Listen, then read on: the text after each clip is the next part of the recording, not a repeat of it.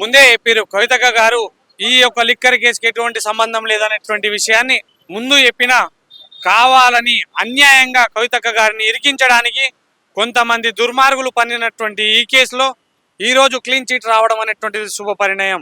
ఈరోజు కవితక్క గారు కడిగిన ముత్యంలా వచ్చారు. ఈరోజు కడిగిన ముత్యంలా వచ్చారు కాబట్టి రాబోయే రోజుల్లో ఖచ్చితంగా కవితక్క గారు ఒక శక్తిగా ఎదిగి ఒక వజ్రాయుధం అవుతుంది అనేటువంటి విషయాన్ని తెలియజేస్తా ఉన్నా. బీజేపీ ప్రభుత్వం కావచ్చు, ఈ యొక్క కాంగ్రెస్ ప్రభుత్వం కావచ్చు, బీఆర్ఎస్ ప్రభుత్వం కావచ్చు, కవితక్క గారి మీద ఎన్నో అభాండాలు మోపారు. ఈ యొక్క అభాండాలను పటాపంచలు చేసింది ఈరోజు సిబిఐ అనేటువంటిది కూడా నేను తెలియజేస్తా ఉన్నా. అంటే బీఆర్ఎస్ పార్టీ కూడా ఈ ఢిల్లీ లిక్కర్ స్కామ్ నే దృష్టిలో పెట్టుకొని కవితక్క గారిని పార్టీ నుంచి బయటకు పంపించిన పరిస్థితి కూడా. మరి దీనికి ఏం చెప్తారా? కొంతమంది గుంటనక్కలు పన్నినటువంటి కుట్ర ఇది. ఎటువంటి కేసులు అనేటువంటిది ఉంటే ఈరోజు సిబిఐ ఎంక్వైరీలో తేలేది కదా. కానీ అక్క కడిగిన ముత్యం కాబట్టి ఈరోజు ఏ కేసులు ఏం చేయలేదు అనేటువంటిది తెలియజేస్తా ఉన్నా.